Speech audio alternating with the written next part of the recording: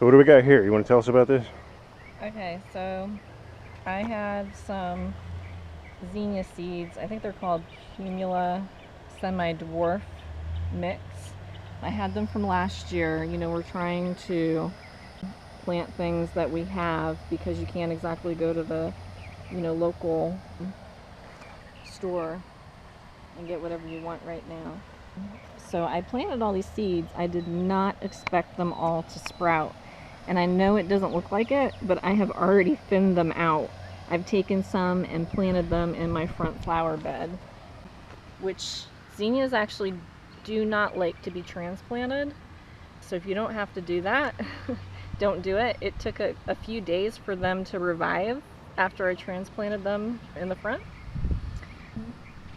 One thing I want to mention here is if you look underneath of the zinnias, I have eggshells. I had heard that from friends that if you take eggshells and just kind of crack them around your zinnias, which here I need to break these up. They were still kind of wet when I threw them in here. That it actually prevents the slugs and other things that want to climb up and eat your plants from doing that. So I had just thrown these in here about 2 days ago. But if you look, we have had some pests in here trying to eat the zinnias. If you come around this way. Where else? Yeah, if you come around this way. Over here where I don't have any of the eggshells, I think something's been, well, that one looks better now. There's a new sprout in there. But I think something was gnawing on these. I see a little bit, yeah. Yeah. So no worries on that though, because zinnias, they will come back. They flourish. And then there's a few of these if you come back around this way. I actually came in and I popped off the leaf that was in the middle of this one because it just wasn't looking good. I don't know if it had some mildew or I'm not sure. But I had popped this off maybe a week ago. And you see what it did? It created 2 new stems.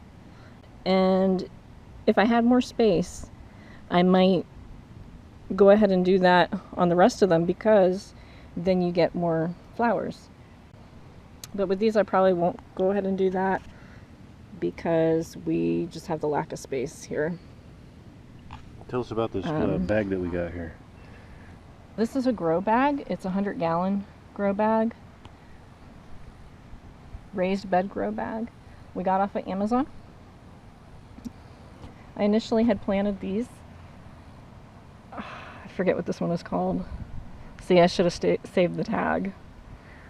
But if you look, it grows these really gorgeous little flowers. Nice. And it's going to be loaded with them soon. It's got all this red is new growth.